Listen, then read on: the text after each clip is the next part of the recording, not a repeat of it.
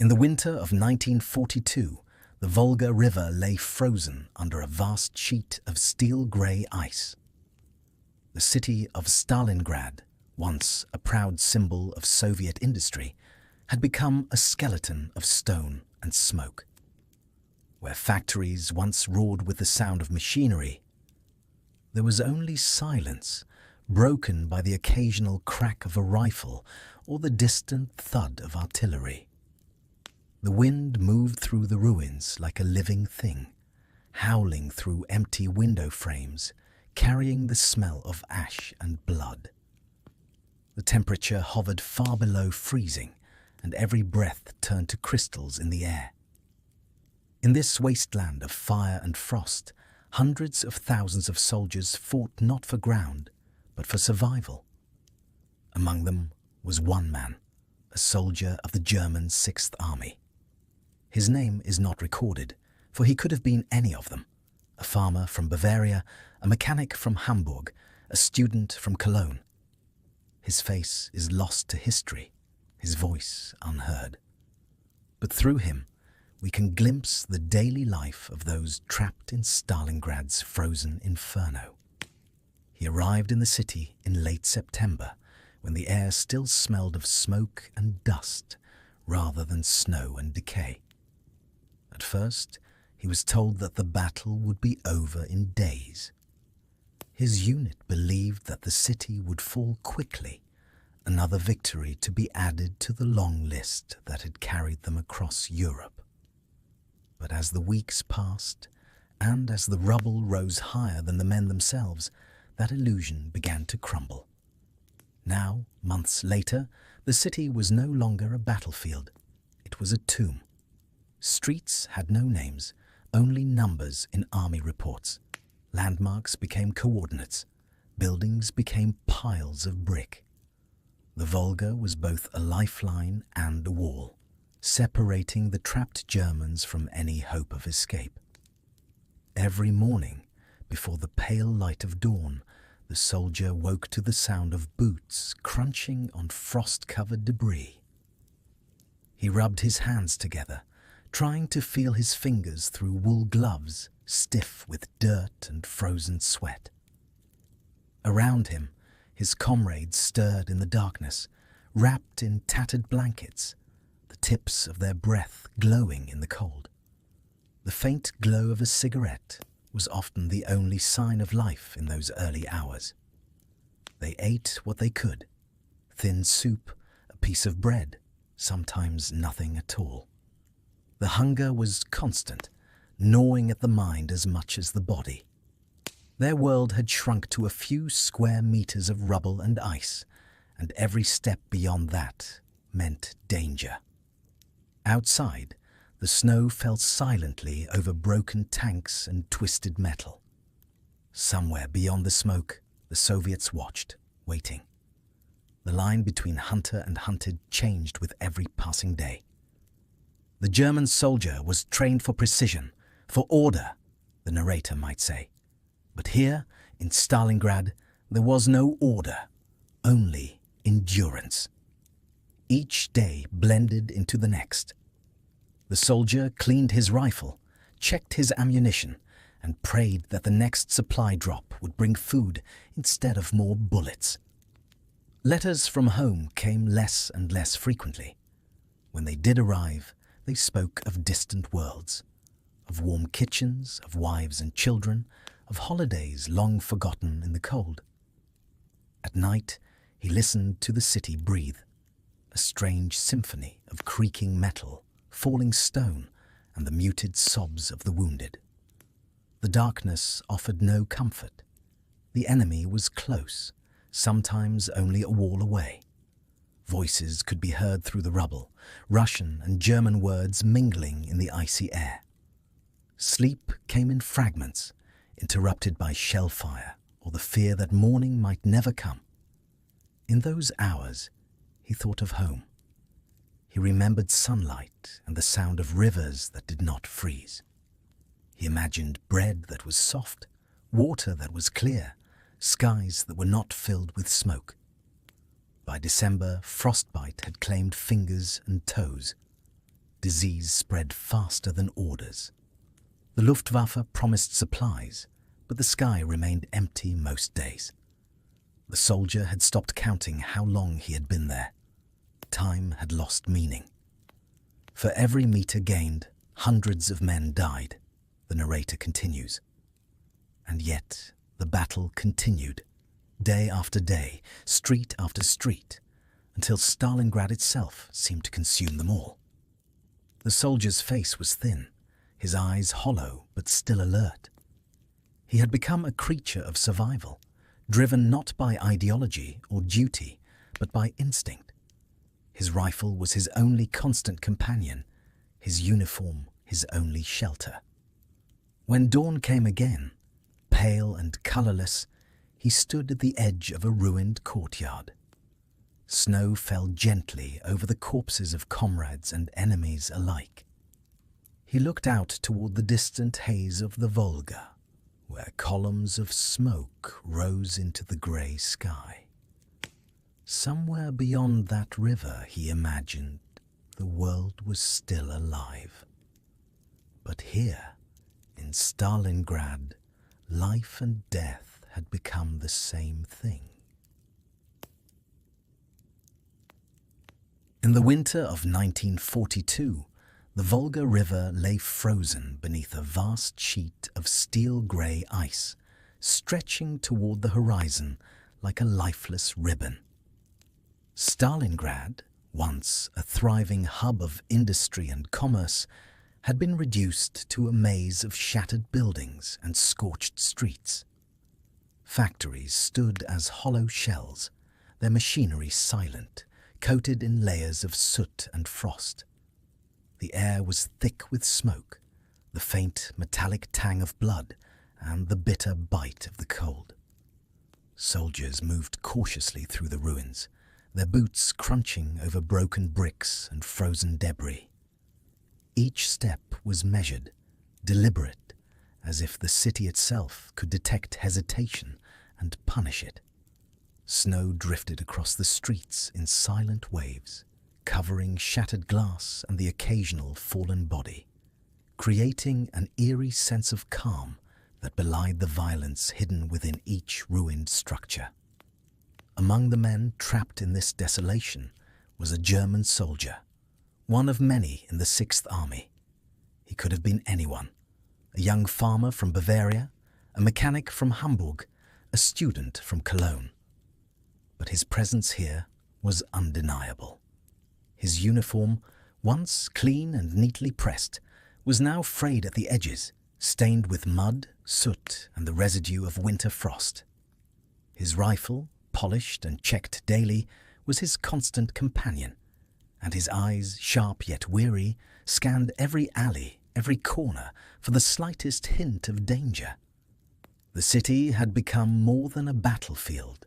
It was a gauntlet of survival, where one misstep could mean death.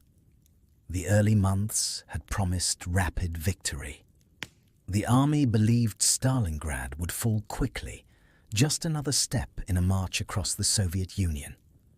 But the soldier quickly realized the truth. The city resisted in ways that no map or strategy could predict. Streets had no names, only coordinates.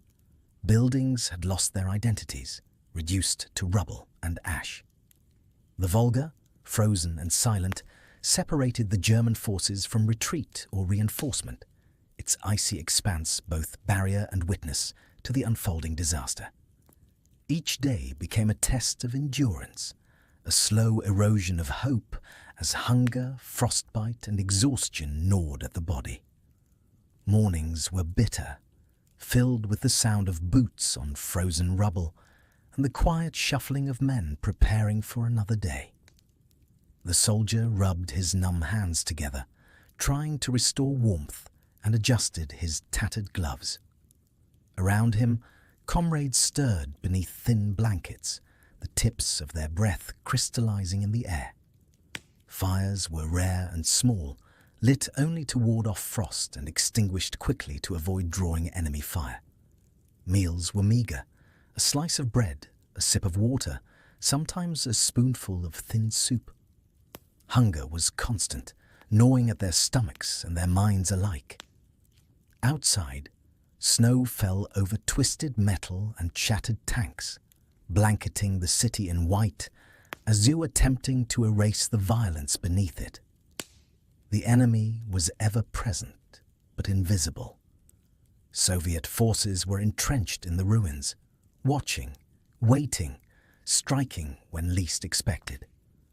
The soldier had learned to move carefully, listening for the subtle differences in the snow, the faintest sound of breathing, the softest echo of footsteps. Every building, every corner, every staircase could conceal an ambush. Life was measured in meters gained, in rubble crossed, in moments survived. By night, the soldier lay in whatever shelter could be found. A half-collapsed building, a cold cellar, a trench carved from frozen earth. Sleep was fragmented and shallow, constantly interrupted by artillery, gunfire, or the sudden fear that morning might never come. When he dreamed, the images of home intruded, warm kitchens, green fields, familiar voices, but they were brief and cruelly interrupted.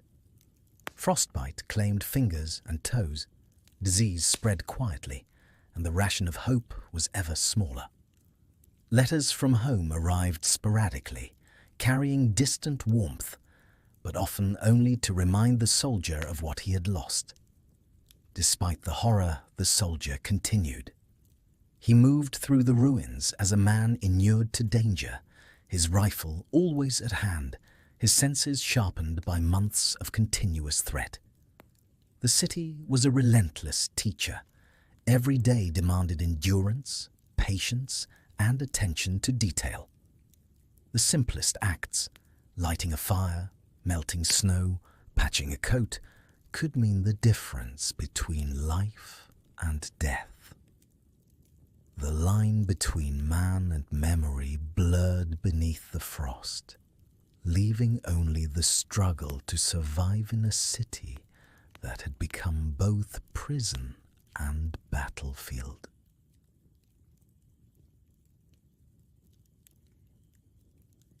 The roads into Stalingrad stretched like ribbons of dust and mud, carrying column after column of German soldiers deeper into the city's frozen heart. Trucks rattled over broken pavement, engines choked with smoke, and tanks moved deliberately, their treads grinding against the frost-hardened earth. Soldiers perched on the edges of vehicles, rifles slung over their shoulders, faces pale from the wind and anticipation. Each man carried a fragment of home with him, letters folded into pockets, photographs pressed against chests, small tokens meant to remind them of a world beyond smoke and ruin.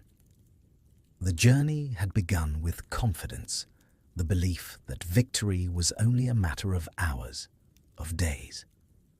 But the closer they drew to the city, the more the illusion of ease dissolved. The outskirts of Stalingrad revealed the first signs of the resistance that awaited them. Smoke rose from flattened villages, black against the horizon, and groups of refugees moved in silence along the roads, dragging carts laden with possessions and memories. Children trudged beside exhausted mothers, their eyes hollow, faces smudged with ash and frost. Soldiers passed them in silence, the songs of earlier marches now muted, replaced by the slow realization that the city ahead would not yield without cost. The air carried both the scent of winter and the faint tang of iron from the battles that had already begun. As the columns entered the city proper, they found streets unrecognizable.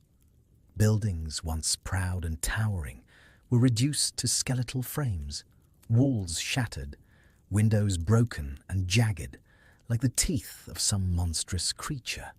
Factories stood abandoned, their smokestacks toppled, and the ground was littered with debris, broken machinery, shattered furniture, and the occasional lifeless figure, half buried in snow and rubble. The city seemed alive in its destruction, every corner concealing danger, every ruined alley promising sudden death. Soldiers moved cautiously, each step a negotiation with uncertainty. The soldiers' regiment was assigned to clear the industrial districts near the Volga. Streets were no longer measured in distance, but in risk. Each building became a temporary fortress, each room a potential battlefield. Movement was slow, deliberate, a process of inching forward while scanning every floor, every cellar, every shattered doorway. Snipers had taken positions in the ruins, hidden among beams and collapsed walls, waiting for even the smallest lapse in attention. Even the snow betrayed no secrets, masking hazards beneath its quiet, unbroken surface. The Volga River ran beside them, frozen and grey, a silent witness to the city's suffering. On its banks, the bodies of the dead and the remnants of hastily abandoned fortifications littered the ice. Fires burned sporadically along the horizon, casting a dim orange glow on the ruins. At night, the city became a labyrinth of shadow, the frozen streets echoing with distant artillery and the occasional gunshot. Exhaustion was constant, hunger unrelenting, and the cold seeped into every layer of clothing, into every joint and muscle. Daily life became a struggle of endurance. Soldiers scavenged what they could: leftover rations, broken equipment, pieces of wood to burn, snow to melt for water. Hygiene was nearly impossible. Clothing frayed, boots wore through, and lice infested every blanket and uniform. Illness spread silently: typhus, dysentery, frostbite, claiming strength as reliably as the enemy did. Even sleep was a precarious luxury. Men huddled together in basements or half-collapsed buildings, bodies pressed for warmth, eyes straining to remain vigilant as artillery shook the walls and snow fell silently through shattered windows. Occasionally, fragments of humanity persisted. Soldiers shared cigarettes, bartered for bits of chocolate, or traded stories from a world long forgotten. Laughter surfaced, brief and fragile, often overshadowed by the memory of the city's relentless destruction. Letters from home were treasured, read and reread by candlelight, reminders that life still existed beyond the frozen rubble. Yet each day, the soldier became more aware that the city was not merely a place to conquer, but a force that consumed slowly, insidiously, measuring men by their endurance rather than their courage. By mid-September, the soldier had learned the unspoken rules of survival in Stalingrad. He moved with deliberate care, observed constantly, and measured every action against the potential for disaster. The streets, the ruins, the frozen Volga, all were reminders that the city was a trap, a place where time slowed and suffering stretched endlessly. The battle was not in the grand strategies or sweeping maneuvers, but in the relentless, grinding reality of survival. One block at a time, one ruined building at a time, one frost-bitten night at a time. The soldier awoke before dawn, though morning had little meaning in a city buried in snow and ruin. Light crept feebly through broken windows and fractured walls, casting long shadows across floors littered with rubble. Frost clung to every surface, crystals forming along the edges of shattered doors and splintered beams. He rubbed his hands together inside thin gloves, trying to bring warmth back to fingers stiff and pale. Around him, the men of his unit stirred in silence, bodies pressed together under tattered blankets, their breathing a shallow rhythm of life in a place where death was never far. Breakfast was minimal, often a single slice of black bread or a spoonful of thin soup that barely reached the stomach. Water was melted snow, filtered through cloth, never plentiful, always precious. Salt and sugar were luxury items, as rare as sunlight in winter.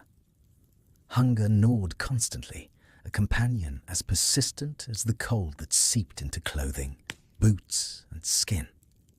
Every mouthful was calculated, every sip of water treasured, for tomorrow would bring more struggle. Uniforms were frayed, boots threadbare, fingers and toes frequently succumbing to frostbite.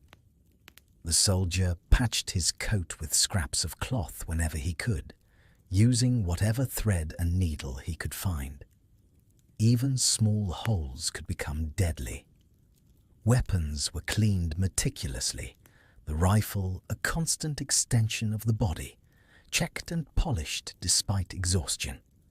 No amount of care could fully protect against artillery or snipers, but neglect would be fatal. Each day demanded vigilance, each step careful, each action deliberate. Movement through the city was measured and cautious. Streets, alleys, and ruins hid enemies in every shadow. Snipers waited silently, sometimes perched in the skeletal frames of buildings or the jagged windows of factories. The soldier learned to move without sound, to detect the faintest whisper of snow underfoot, the subtle difference in a shadow. Life was measured in meters gained and buildings cleared, each advancement painstaking, each success temporary. Foraging became essential. Soldiers scavenged abandoned buildings, cellars, and factories for food, firewood, and anything that might prolong life. Leftover rations, scraps of meat, melted candles for warmth. These were the treasures of daily existence. Hygiene was nearly impossible. Lice were a constant infestation, and disease spread silently. Dysentery, typhus, trenchfoot. Survival was a matter of resourcefulness and endurance, as much as skill with a weapon. Sleep came in short, shallow bursts. Shelters were cold and drafty, fires small and weak, extinguished quickly to avoid detection. Shelling and gunfire interrupted rest constantly. Dreams, when they came, were haunted by home. Warm kitchens, green fields, voices of family. They ended abruptly, replaced by the cold reality of ruins and snow. Even moments of respite carried the ever-present reminder that life was fragile and temporary. Camaraderie offered some relief. Men shared cigarettes, swapped stories, and exchanged small comforts when they could. Humor surfaced occasionally, brief and fragile, often dark. Laughter was a temporary shield against despair, quickly replaced by vigilance and fatigue. The city demanded focus, punishing distraction.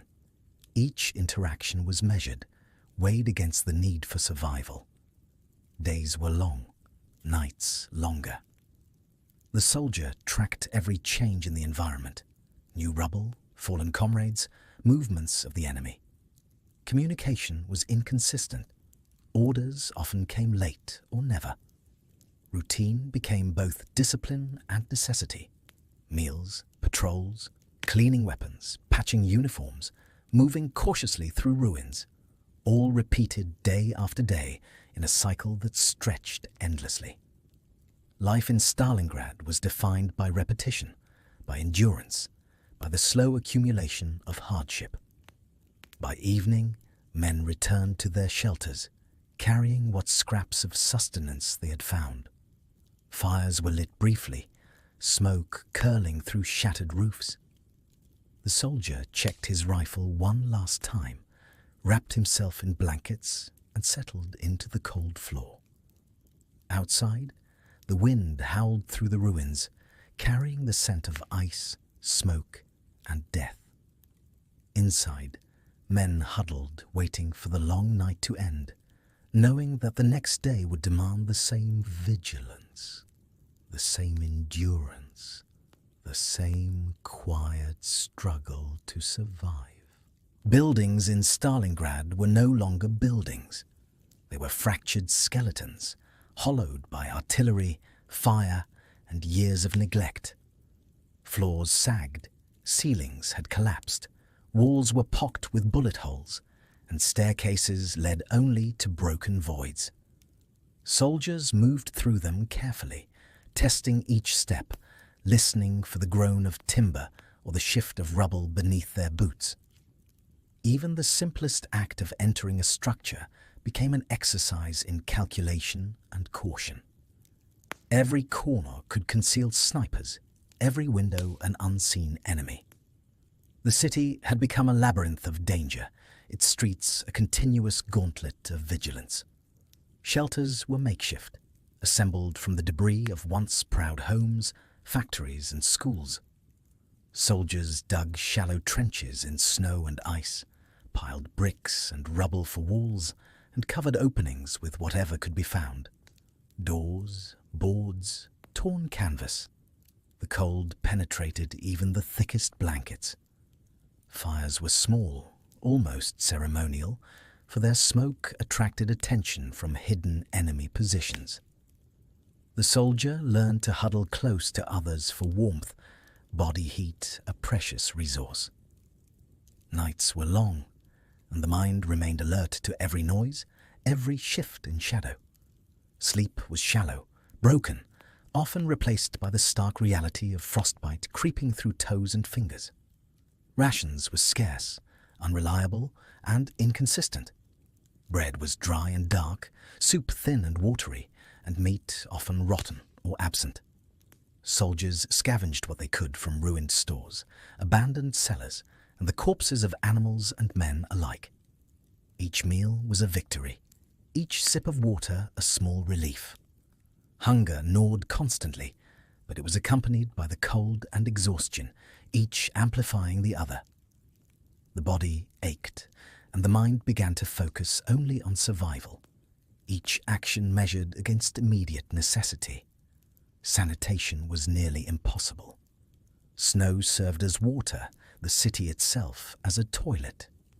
Lice and vermin infested every blanket, every uniform, every corner of the shelters. Disease moved silently through the ranks, claiming strength and resolve. Soldiers became familiar with the slow, creeping exhaustion of illness. Fever, chills, pain, diarrhea. Medical supplies were scarce, often ineffective, and doctors overwhelmed.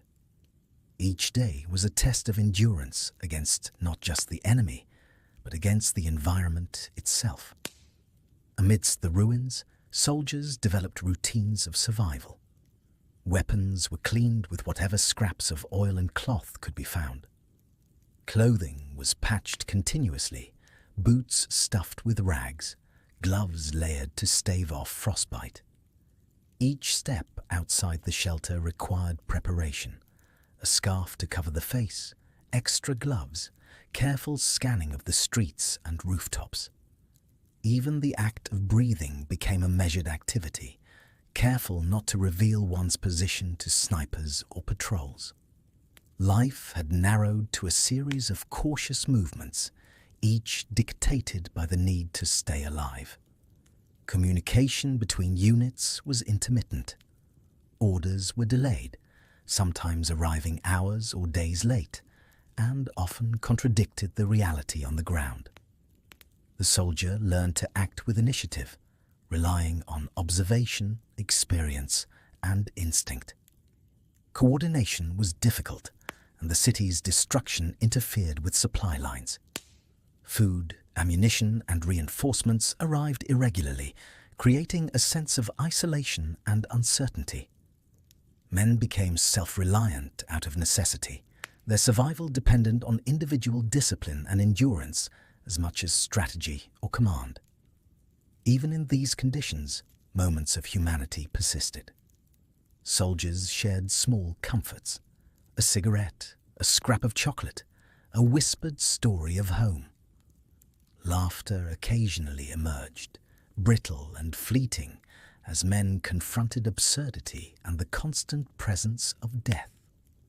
Letters from home when they arrived were precious, carefully read by candlelight or over the embers of a dying fire. They reminded men of life outside the ruins, but also deepened the ache of separation and loss. The city itself was unforgiving. Each ruined street, each collapsed building, each frozen riverbank reminded soldiers of what had been and what had been lost. Every day was a negotiation between survival and despair. The line between living and merely existing blurred as frost, hunger, and artillery combined to strip life of its comfort and predictability.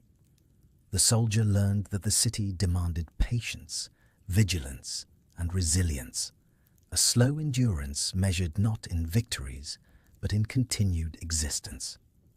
By night, Stalingrad was a cold, shadowed expanse. The wind whistled through broken buildings, carrying the smell of smoke, ice, and decay. Fires flickered weakly, illuminating men huddled together in trenches, basements, or piles of rubble. Each night was a reminder of vulnerability, each morning a test of persistence. In the ruins, the soldier survived, not through bravery alone, but through a quiet, relentless determination to continue moving, to continue breathing, and combat in Stalingrad was not grandiose or cinematic. It was relentless, fragmented, and exhausting. Each street, each ruined building, each hollowed factory became its own battlefield. The soldier moved with caution, rifle in hand, eyes scanning for any hint of movement. Snipers lay hidden among beams and shattered walls. Artillery struck without warning, and mines and traps waited in rubble-strewn alleys. Death was sudden and indiscriminate, arriving in bullets, shells, and the slow creeping cold. Encounters with the enemy were often brief, chaotic, and terrifyingly close. A sudden shot from a shattered window could claim a life before anyone had time to react. Soldiers engaged in house-to-house fighting, clearing rooms with grenades and rifles, listening for the faintest whisper of movement behind walls. Smoke and dust hung in the air, mixing with frost and the copper scent of blood. Every victory in a room or a block was temporary, for the next battle was always just a street away. Artillery fire reshaped the city continuously. Buildings that had been occupied in the morning might be reduced to rubble by afternoon. Soldiers learned to read the ground, listening for the subtle changes in echo or vibration that hinted at bombardment. The constant barrage left ears ringing, nerves frayed, and sleep fragmented. Even in moments of apparent calm, the soldier remained alert, aware that a sudden shell could collapse walls, crush supplies, or claim the lives of comrades. A soldier's rifle was both weapon and lifeline. Maintenance was essential. A jammed bolt or dirty barrel could be fatal. Ammunition was rationed, each bullet precious, saved for moments of immediate necessity. Reloading, cleaning, and careful aim consumed hours, yet were necessary even amid hunger, frost, and fatigue. Men became attuned to the rhythm of battle, recognizing the difference between distant gunfire and the crack of a sniper's bullet, the pattern of artillery shells falling nearby. In addition to physical danger, psychological strain was constant. Fear was pervasive, a weight pressing on the chest with every step. Comrades fell unexpectedly, friends disappeared, and the city itself seemed to observe and punish hesitation. Soldiers developed small rituals to maintain focus, counting steps, scanning rooftops, checking gear, murmuring prayers or reminders of home. These routines were fragile shields against despair, necessary to prevent the mind from succumbing to the overwhelming chaos.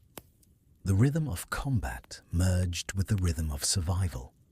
Patrols were organized, rooms cleared, supplies scavenged, and the wounded tended wherever possible. Even the act of moving through a street required careful observation. A tilted beam, a footprint in the snow, a door slightly ajar, all could signal danger. Men learned to move silently, to breathe carefully, to rely on instinct honed by weeks and months of constant threat. Mistakes were fatal, and experience became the most reliable weapon. Despite the constant danger, soldiers occasionally witnessed fleeting moments of the human spirit. A shared cigarette, a whispered joke, or the brief protection of a comrade in a cold trench offered small relief. Yet these moments were always tempered by the awareness of mortality. Every breath carried both survival and the possibility of death. The city taught that life was measured not in hours or days, but in small victories. Surviving one day, one engagement, one night without succumbing to frost, hunger, or the enemy. Combat and survival were inseparable in Stalingrad. The soldier's life became a continuous cycle of vigilance, engagement, and endurance.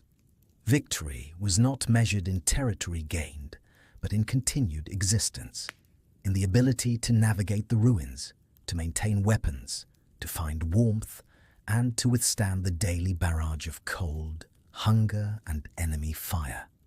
Each day was a testament to resilience, each step forward a fragile assertion of life in a city designed to consume all who entered it. By night, when the echoes of battle faded into distant artillery, the soldier huddled with comrades, rifle close, eyes alert to every sound. Frost crept through gloves and boots, hunger gnawed relentlessly, and yet the body remained alive, a fragile vessel of endurance. Combat was not a single moment of heroism, but a continuous negotiation with survival, a slow, grinding test of patience, skill, and the will to continue in the face of relentless adversity.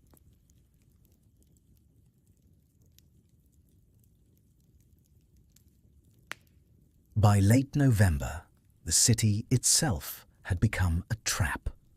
Soviet forces had closed the ring, cutting off supply lines and isolating the German troops in a frozen cage of rubble and ruin. The soldier quickly realized that the rhythm of survival would be dictated not only by combat, but by scarcity. Food, ammunition, and fuel dwindled with alarming speed. Bread became a single bite, water a rationed sip, and the warmth of fire a fleeting luxury. Each day was measured not in progress, but in endurance, in the ability to maintain life in the face of mounting deprivation. The streets and ruins no longer held the promise of victory. They had become corridors of waiting, avenues where men moved with the knowledge that help would not arrive. The soldier scavenged relentlessly, searching for even the smallest supplies. A scrap of wood, a shard of metal, a single piece of bread hidden in rubble. Each discovery was precious, celebrated silently among comrades, and yet the scarcity remained unrelenting. Hunger gnawed at the body, weakening muscles and dulling reflexes, making every action a calculation between necessity and danger. Cold had become an enemy as dangerous as the opposing soldiers. Frostbite crept into fingers, toes, ears, and noses, leaving men in constant pain, their movements slowed, their focus divided between survival and function. Clothing, already worn thin, offered minimal protection. Firewood was limited, and smoke from even the smallest blaze risked drawing enemy attention. The soldier huddled against walls and rubble, sharing body heat with comrades, feeling the slow seep of ice into every joint. Night brought no relief, only the endless, bitter prolongation of winter, made harsher by hunger and fatigue. Illness and exhaustion spread through the regiment like invisible artillery. Typhus, dysentery, and infections claimed men silently, reducing strength and morale. Wounds festered without adequate care. Each cough, each shiver, each fevered night was a reminder of fragility. Medical supplies had long been exhausted, leaving the soldier to improvise remedies or simply endure. The human body, once resilient, became fragile in the face of unrelenting cold, hunger, and disease. The psychological toll was as severe as the physical. Soldiers witnessed comrades succumb to despair, some silent, some violent. Morale wavered with every frostbitten foot, every empty stomach, every unanswered call for reinforcement. The city's ruins became a mirror, reflecting back not only the destruction of war, but the erosion of hope.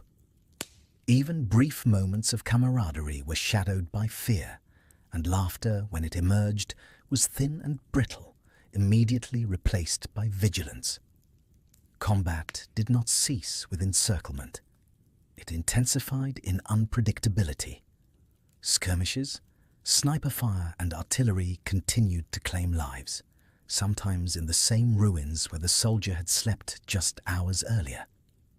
Each engagement became more desperate, more chaotic.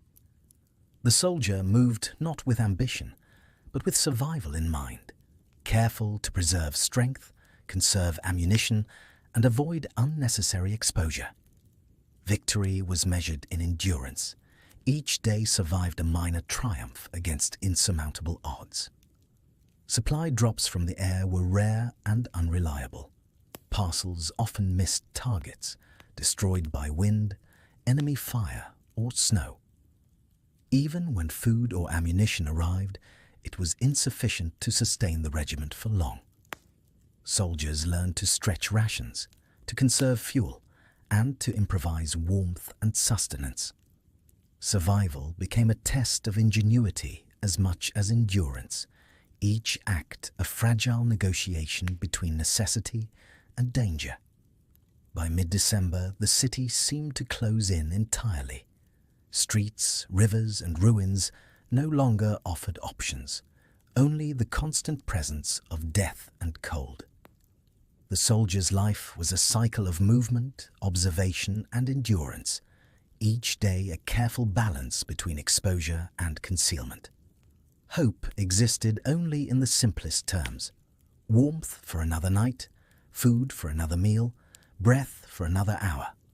Stalingrad demanded total attention, total vigilance, and total resilience, measuring men not by valor, but by their capacity to endure the relentless siege.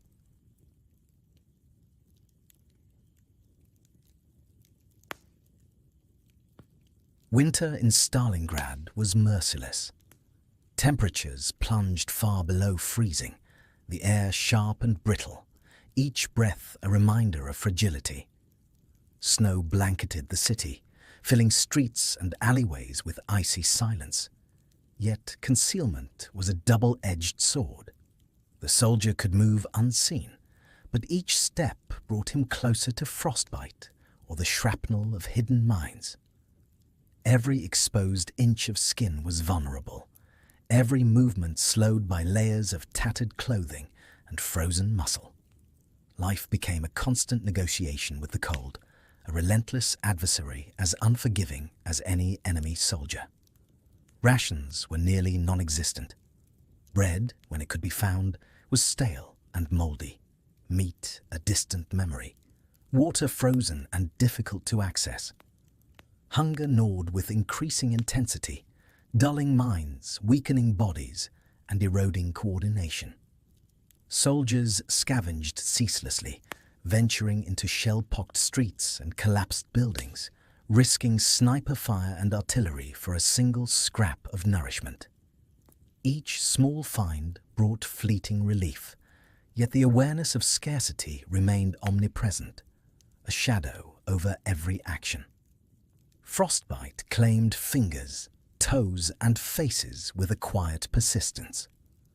Men huddled together in whatever shelter they could find, sharing body heat, leaning close to fires that could barely warm them.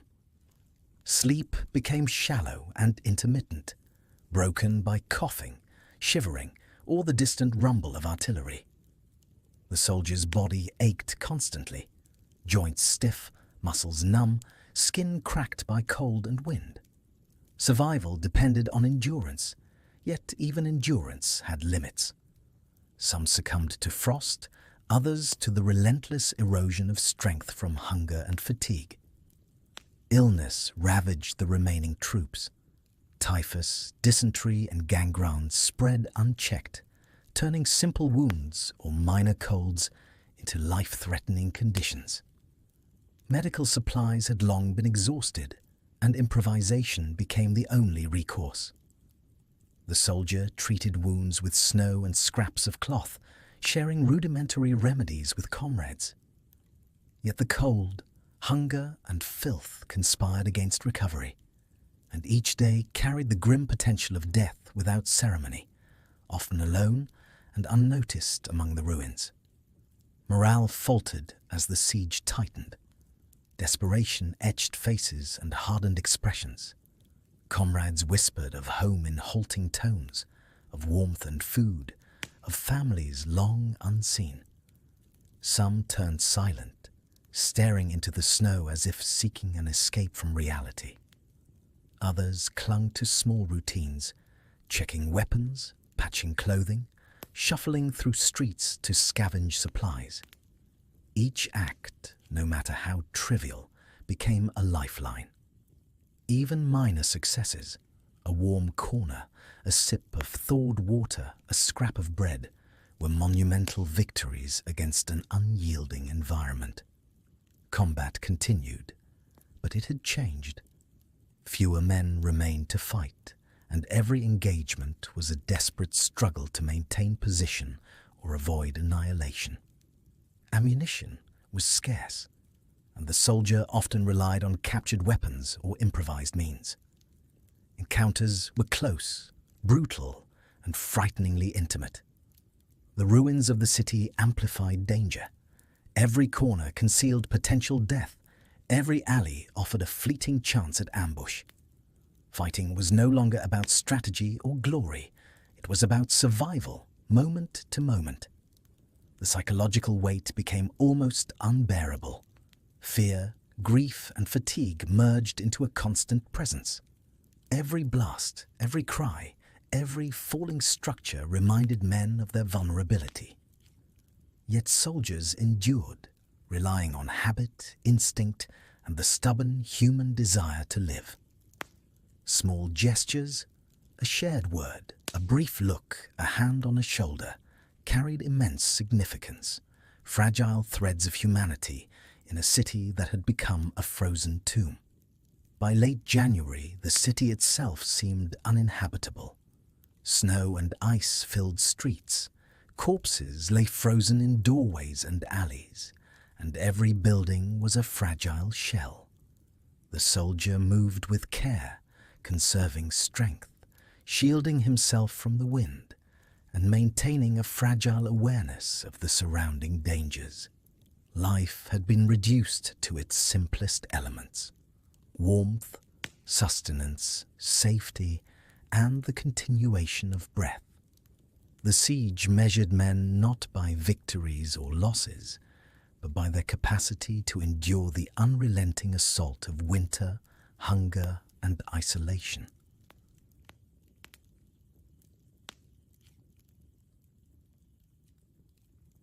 By February, the siege had reached its inevitable conclusion. Food and ammunition were exhausted. Men, once capable of enduring frost, hunger, and relentless combat, had been worn down to fragile shells. Movement was slow, measured, tentative, as if each step risked the final depletion of energy. The soldier walked among comrades who had fallen silent, whose eyes reflected exhaustion and despair more than fear. Stalingrad was no longer a battlefield to be won.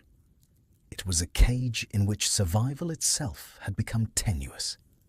Surrender came not with fanfare, but with a fragile, reluctant compliance. Soldiers lined up under the watchful eyes of Soviet troops, hands raised, weapons laid down. Some moved mechanically, dazed by the accumulation of cold, hunger, and loss. Others wept silently, mourning not only comrades, but the collapse of a way of life, a world that had vanished under snow, rubble, and fire. There was no triumph in surrender, only the quiet acknowledgement of exhaustion and defeat. Corpses and the dying remained scattered across the ruins. The soldiers stepped over frozen bodies, careful not to stumble, careful to preserve what remained of strength. The cries of the wounded, the whispers of those too weak to rise, punctuated the cold air. Stalingrad itself seemed indifferent to suffering, a city reduced to rubble and ice.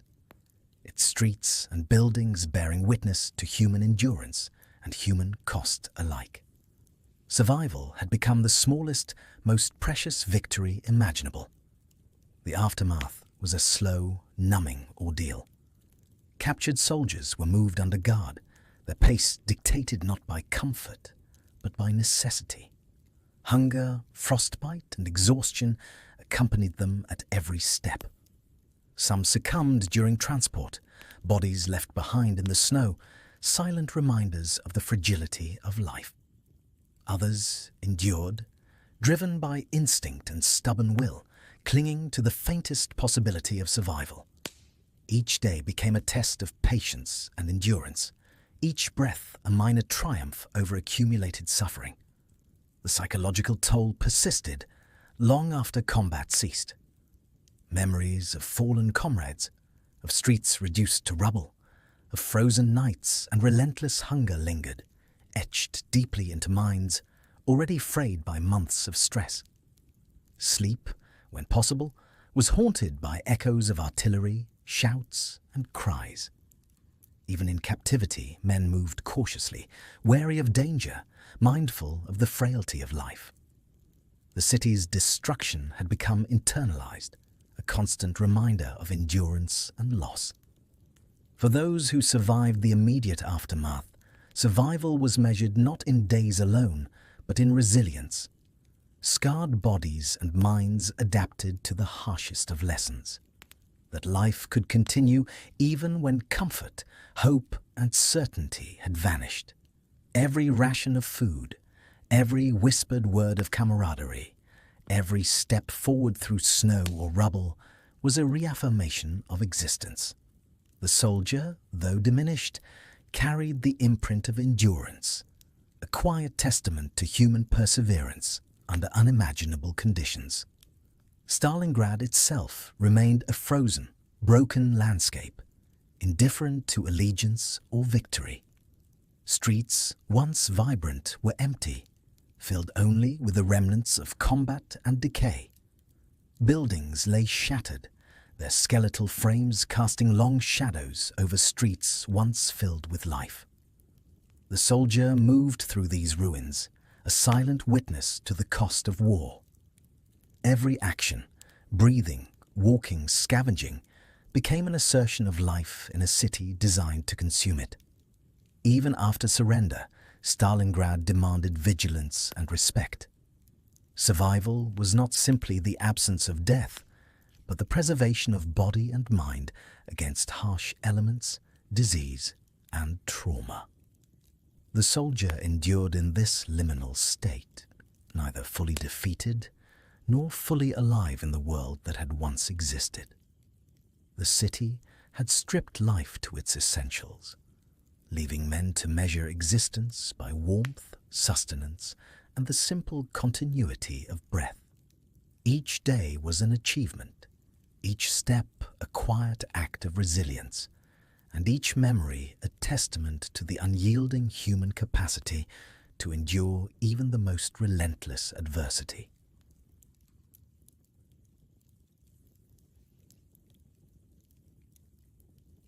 The city of Stalingrad lay in quiet ruin, frozen beneath snow, its streets and buildings scarred by the relentless passage of war. For the soldier who survived, memory became both refuge and burden. Every brick, every shattered wall, every empty street was imprinted with the sights, sounds and smells of months spent in combat and cold. Survival was no longer simply physical. It existed in remembering, in carrying the reality of endurance forward, even as the world beyond the city continued.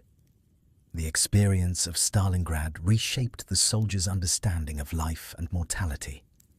Hunger, frost, and constant threat had stripped existence to its most basic elements, leaving only the essentials: warmth, breath, sustenance, and the fragile bonds of companionship.